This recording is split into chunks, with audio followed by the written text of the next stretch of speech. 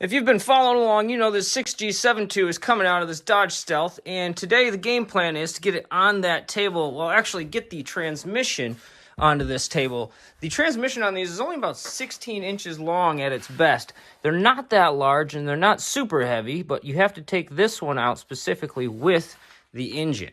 So it does present a little bit of a challenge when you're going to line all this stuff up, because I've got to miss all of this with a transmission under it. So when it pulls up, it's going to want to start yanking on that. So I'm going to have to do a little finagling.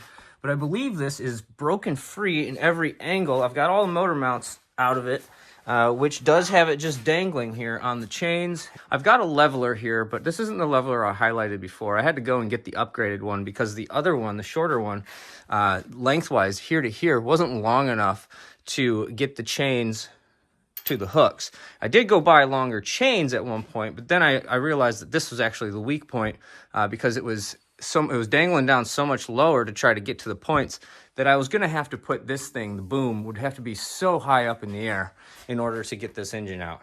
All right, so when we start pulling this thing out, I'm going to be using this brand new Black Widow. Most people don't know about these things. These Black Widow shop crane. I love the design of this thing compared to some of the cheap ones that you can buy in store. This is a low profile, 3 inches off the ground. You see my oil pan's even taller than it. And what's really cool is it can let this slide under. This will slide under the engine stand. Okay, I'm going to be highlighting this Eastwood engine stand a little bit later on today once I get that thing on there. And so far, I really like this. It's got rear casters. The fronts are not caster wheels. They don't swivel. Sorry, they're not swivel wheels. They just roll. So it's a little bit more like a tool cart and less like a four-wheel swiveler. So we'll see how that works when there's a load on it. I think I'll be able to do just fine monkeying it to get to right here. So let's get to work. Well, my first snafu was I thought I could get away with having this transmission mount. This is the mount that goes to the mount on the car for the overall mounting system. There's a pin that would connect the two there. So the bracket on one side I removed, but I didn't remove it from the transmission. It looks like that's just going to be hanging on my or hanging on my fender. So what I'm going to do is I'm going to take the 19 millimeters and zap those things off there quick. Yeah, I thought I could get away without removing this bracket from the top of the transmission. Didn't realize it was going to get in the way, but what it does is extends the size of the transmission in a certain dimension, and that pins itself against the fender. It's only 19 millimeters. I did have to use my biggest impact. I tried my stubby. It didn't want to do it. My biggest impact was what had to come out. That's an M18 for this one right here. You can see that one got pretty rusty and corroded at the top, and you can see all the nasty on the inside of that bracket. I'm going to have to refurbish this bracket or just get a different one. So back to it. Let's see if we can get this thing out now that bracket's off of there.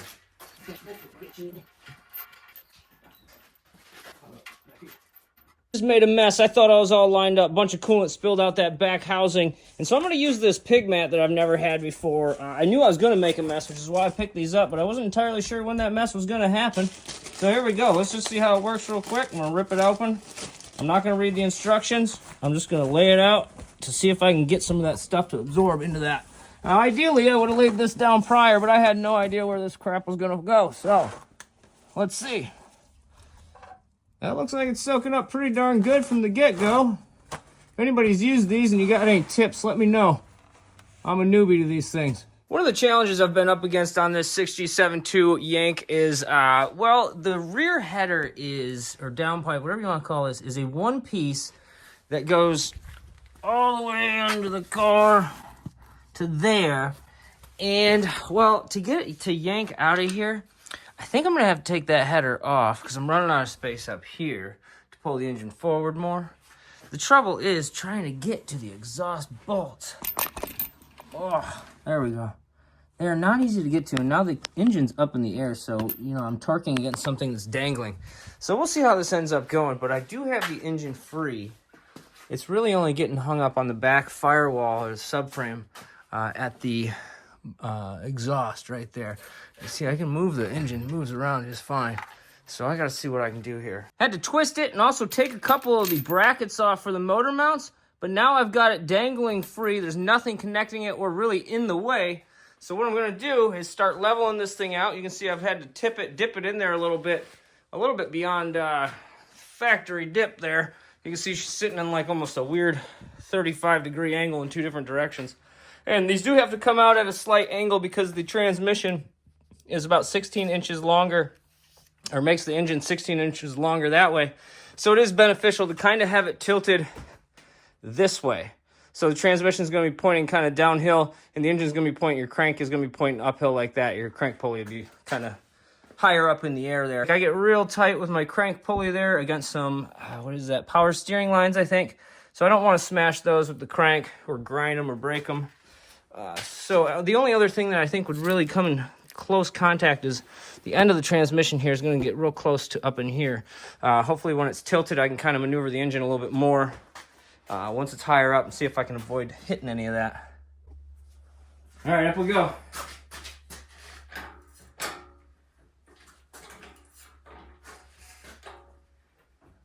Just a couple micro adjustments, like I can push the back end of this crane around, push, pull, whatever, side to side.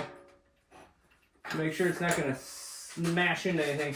When you're doing this one person, take your time because the engine kind of wobbles a little bit. Every pump makes the engine kind of wiggle back and forth.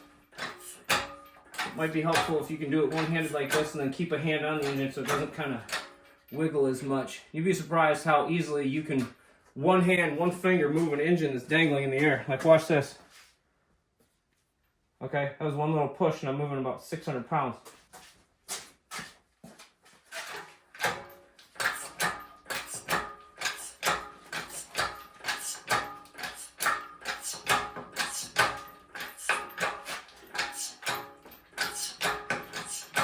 I've got the oil pan off of this one, so I don't think it's going to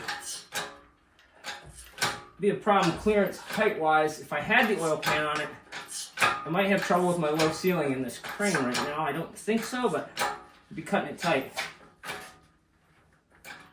All right, so we're almost high enough to start pulling it forward. Let some of that coolant drip off.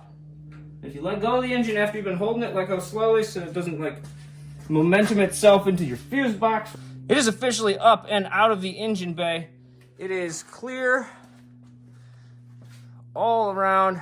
And so far, really impressed with this Black Widow. I can nudge it back and forth like this on the rear, no problem, one-handed. And we'll see how it steers going back and forth. It does have, some people were asking questions about the fixed wheels in the front. They roll, but they do not steer. All your steering's from the back end there. So we'll see how that pans out. Gonna get this thing out of there. Lightly rest it up here so I can knock the transmission off of it. And then I'll get the engine on the engine stand over there. All right, here goes the steering test. This is when it's real helpful to have a friend around so that they can check, see if you're gonna roll over anything. Stop the engine from moving around. All right, so far, all right, steering. I am out of the engine bay. I'm gonna push it this way. Very easy. It steers a lot like a tool cart where you got to remember to move one end, not necessarily the other end. You can see it's steering real easily because the wheels in the back are so close to each other. All right, no problem there. Now, I do kind of have to do a three-point thing here. I don't have a whole lot of room in the garage. If I did, I wouldn't have to do this.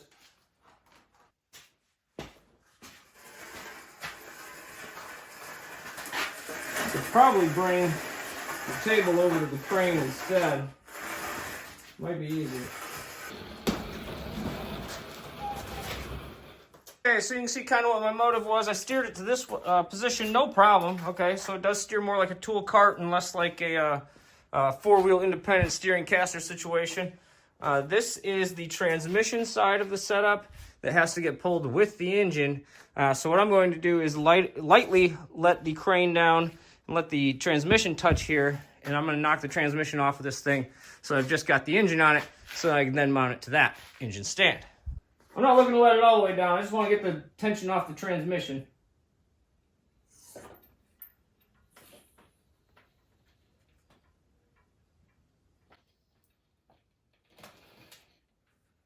All right, to get the transmission off, it's just ripping a couple of these 17s, I think, out of there.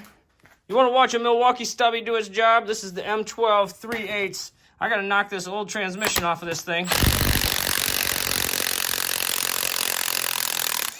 There we go. That's a lot faster than doing that thing by hand, that's for sure.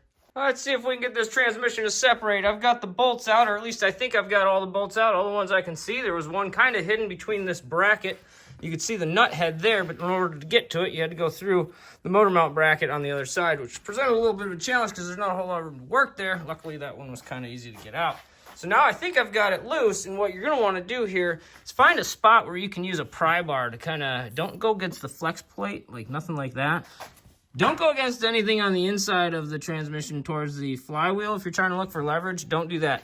Use something on the outside, like this little knob right here that went in between that bolt and stuff. I could probably wedge against this and against that and gain a little leverage.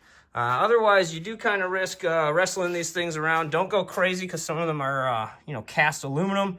And if you start beating on them, that's not really that great. It doesn't look like I missed any of the bolts. It's just kind of stuck on there from being old.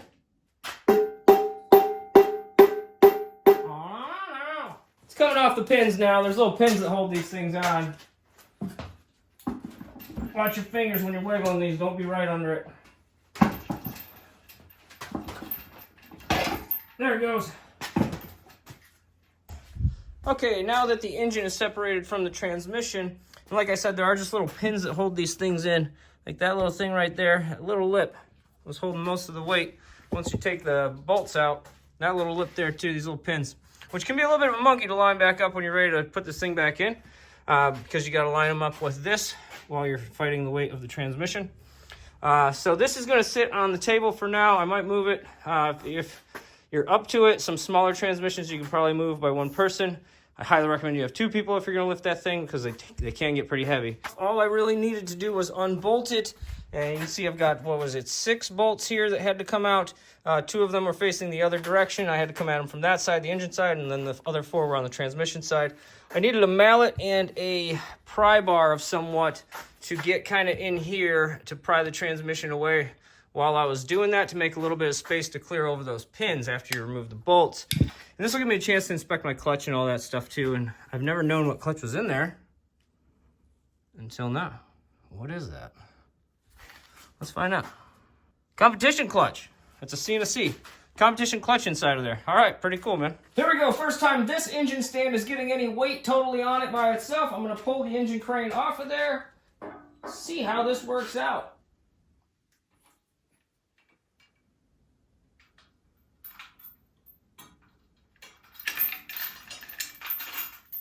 All right, no weight on the crane. Breaking the chains around you. Chains are coming off. On chains, hit the ground running. Chains, chains. All right, there it is, on the stand all by itself. Took a couple minutes to line it all up, but it's good to go. I'm going to give it a little test run here. Oh, yeah, that turns easily. A little harder that way. Kind of has a spot where it wants to go a little bit right there.